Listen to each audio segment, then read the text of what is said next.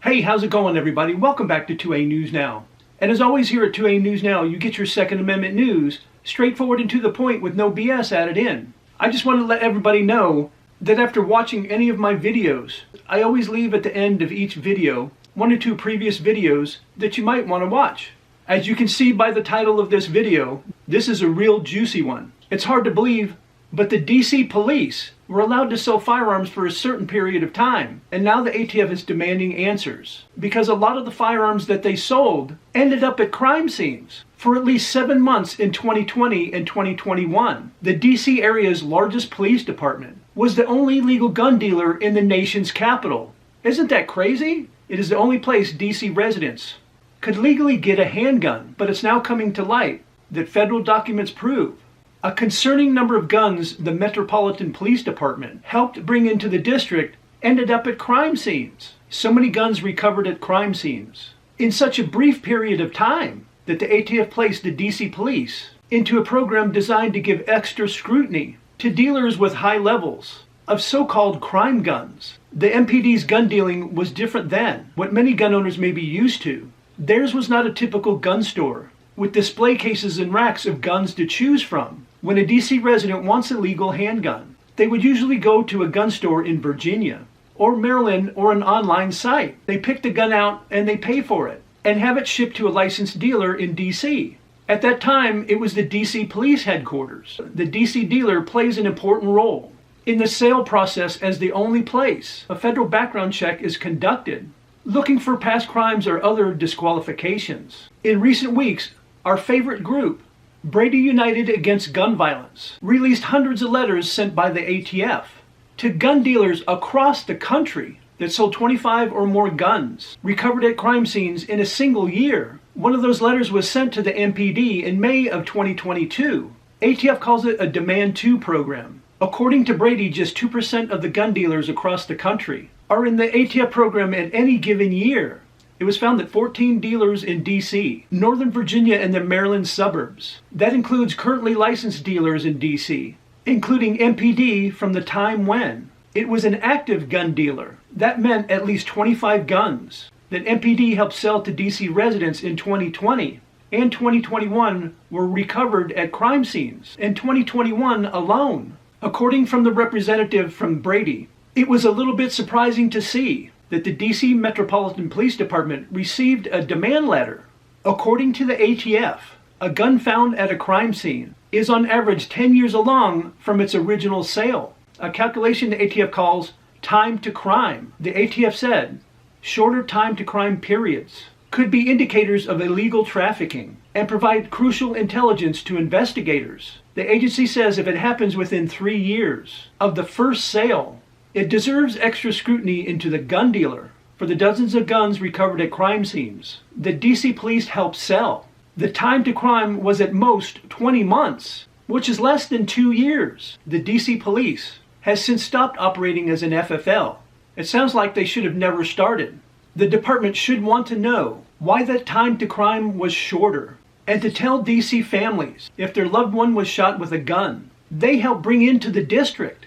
MPD is ultimately responsible for the public safety of its residents of Washington, D.C. If the Washington Metropolitan Police Department is engaged in selling firearms to the public, they have an obligation to the residents of D.C. to make sure they're doing so safely and responsibly. Sean Poland opened D.C. Security Associates in 2021. He is one of the FFLs in D.C. Poland opened his business months after MPD started operating as an FFL.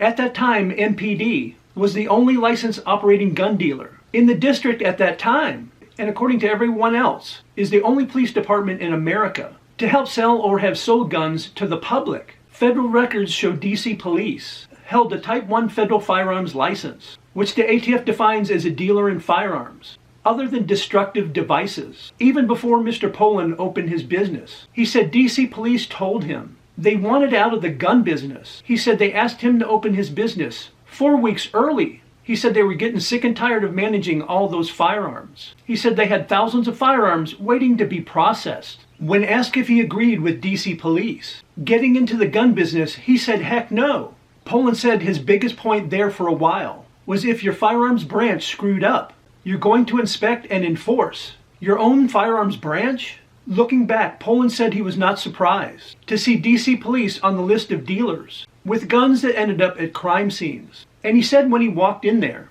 and it was archaic. The processes, the systems they were using to manage the process. Once again, he said it was archaic. He offered advice, but offered little suggestions. DC residents deserve to know more about how the police department legally moved more than 8,000 handguns in the hands of district residents. It all started in 2012.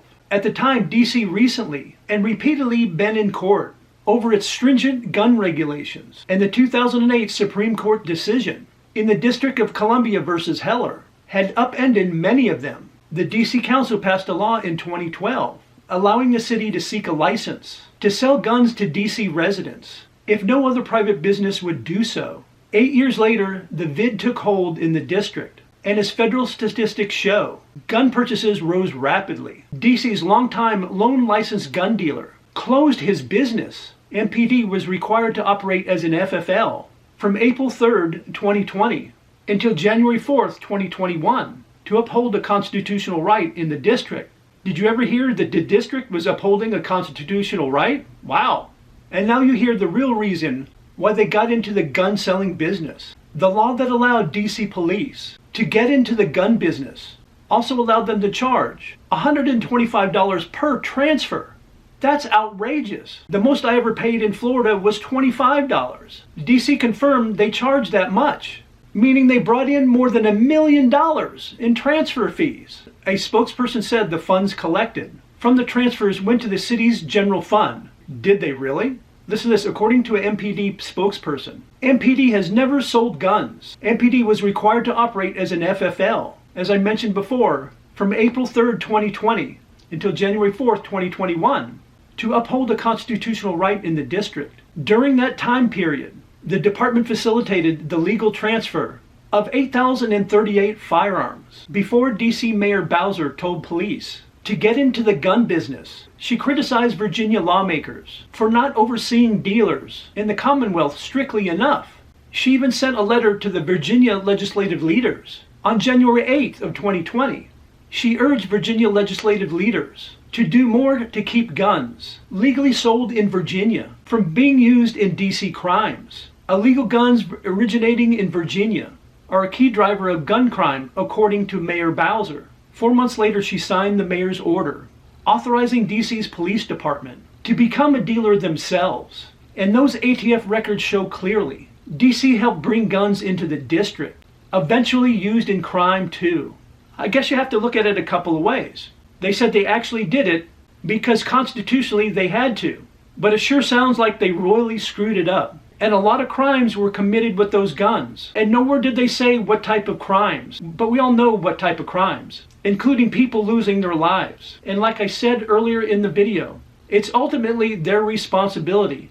And it's on them for what happened. And hopefully the ATF does look further into it. And somebody should look into what exactly happened to that $1 million they took in. And was the paperwork filled out properly? And did anybody get fired for this? Or did anybody go to jail for this? Most likely we'll never know, because DC is a Democrat cesspool, and of course they protect their own. As always, I would like to hear your thoughts about today's video in the comment section down below. And if you want to help the channel out and help it to continue to grow, all you have to do is take a couple of seconds of your time to like, share, and subscribe and hit those post notifications. I would be very grateful if you did so. And I invite you to come back and watch my next video.